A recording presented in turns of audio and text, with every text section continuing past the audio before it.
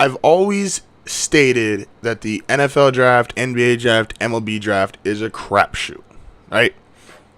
And it's not a very uncommon thing to hear most people tell you, yeah, the draft's a crapshoot. This is why you have guys like Tom Brady. This is why you have guys, even Mike Trout slipped to the 26th pick. Like, there's examples of guys being great who were early in the draft, and there's guys who are complete bust who are the first, second, and third pick in the draft. And so it's very easy to say, hey, the draft's a crapshoot. What are you going to do? Well, let me explain to you why that's actually wrong. Here's why. So I'm watching the Panthers and Eagles game last night for Thursday Night Football, I think like a lot of people are. And I'm sitting there thinking to myself, there's plays that Cam Newton makes that, as a guy who's a fan of the Denver Broncos and is watching Trevor Siemian, and I like Trevor. Trevor's a good quarterback. He's a good system player. He's been making plays. But he can't do a tenth of the things that Cam Newton can. Cam Newton is a first overall pick. I'm watching Carson Wentz. Escape and make plays outside of the pocket. The touchdown to Zach Ertz, a second one, which is simply a matter of he has a stronger arm than 90 to 95% of the guys in the league. Other guys can't do that. Carson Wentz was the second overall pick. When you take a group of middle schoolers, right, and you send them out for PE class, and usually every PE coach in the world on Fridays, it's kind of like, hey, chill day, go play football, go play basketball. And you got this group of middle schoolers that are playing basketball. And it's, okay, you go be a captain, pick your team, then run the game. Who's going to get picked first? The guy who's taller? The guy who the other kids can kind of tell, maybe if they can't fully rationalize it, they can just tell that he's matured physically quicker, so he's a little bit stronger, he's a little bit bigger than the other kids. You could be Michael Jordan in middle school, but you're only 5'5".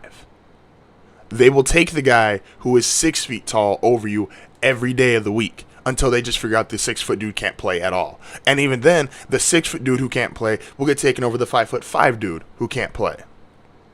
There is physically things that he can do at 6 feet tall that the kid at 5'5" cannot. Cam Newton, I watched it last night.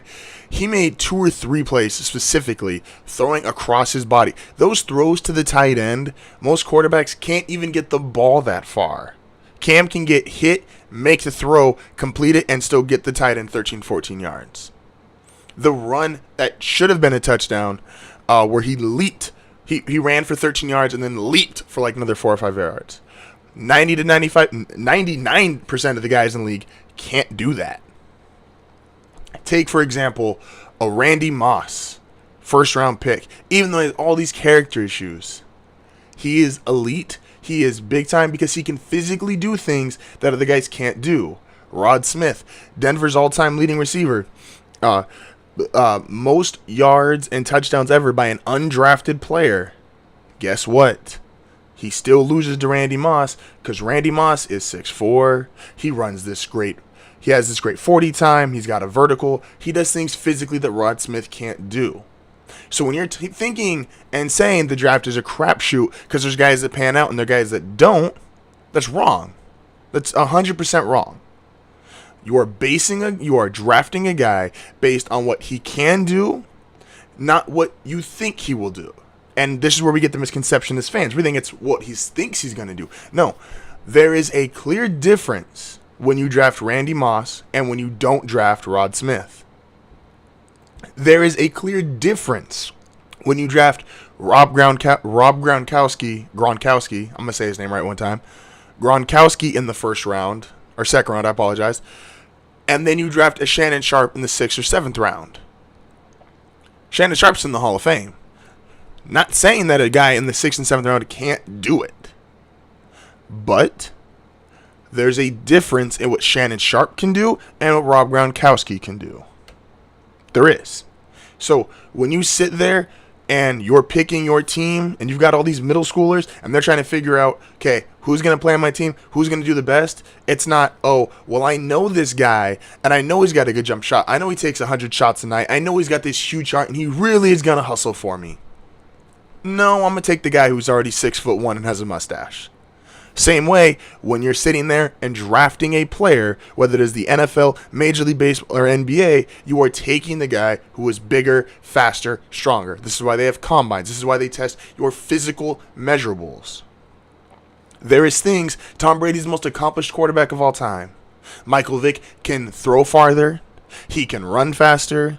He is a physically more put-together quarterback and can just outright do more things than Tom Brady. One is the first overall draft pick. One is 199. Let me also transition this. When I was watching the Eagles and Panthers game, two things.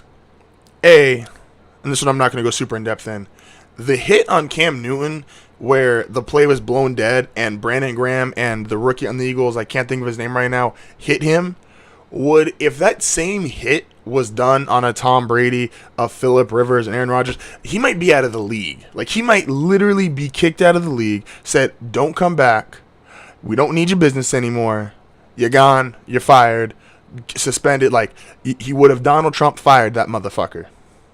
Or fired that son of a bitch, I apologize. Cam took a monster hit, and especially from a vulnerable position, that's how guys get injured. Once again, there's your first overall pick, not getting hurt in a situation where they did that to Trevor Siemian, he might be dead. I mean, we might be having an obituary for Trevor Siemian. We would. Also, to segue into my third topic about the Panthers-Eagles game last night. The Panthers, it looks really cute right now. It looks really nice. They've got this brand new toy, and everyone thinks, oh, it's so cool. Look at all the different ways they can use him. If you don't know what I'm talking about, Christian McCafferey, all-purpose running back, set all kinds of all-purpose records at Stanford, came into the league, obviously got drafted number 8 by Carolina, and everyone was like, oh my gosh, what a perfect fit. He can catch, he can run, he can return kicks, all these different things you can use him. And Marshall Faulk said something during the game, or I apologize, it was Deion Sanders was speaking for Marshall Faulk, and he had said, give this guy the ball, but as a running back. And it got me to thinking, yeah, why wouldn't you give him the ball as a running back? Do we know the last big-name guy who came out of college who was an all-purpose specialist, could return kicks, catch the ball out of the backfield, elite speed, just get him the ball in space? Like the last truly great one. I'm not talking about the Joe McKnights of the world, rest in peace. I'm not talking about the LaShawn McCoys of the world. I'm going all the way back to Reggie Bush. What did Reggie Bush do when he got in the league? He was a kick returner, punt returner, get him in space, speed, flash, style. He was all of that. And they were even like, oh, he's with the Saints. He's with Sean Payton. He's with Drew Brees. What a great system for him to be in for an all-purpose back. And what did we find out? Reggie Bush was by far a better player when he went to the Detroit Lions, and even the Dolphins before that, and was a hand him the ball 20, 25 times a game, let him get his 1,000 yards, let him run in between the tackles. You know who the last guy to have 1,000 yards for the Lions were? Reggie Bush. Because they took someone that was a running back, and they made him this specialist. There's a reason in other sports.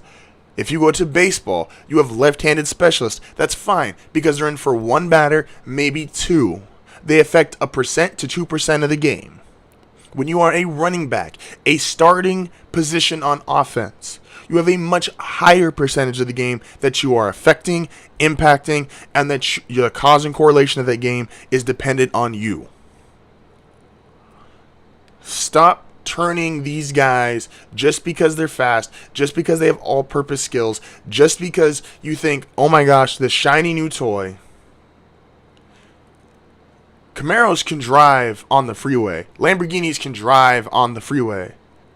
They can also drive on the streets. They can also take the back alley.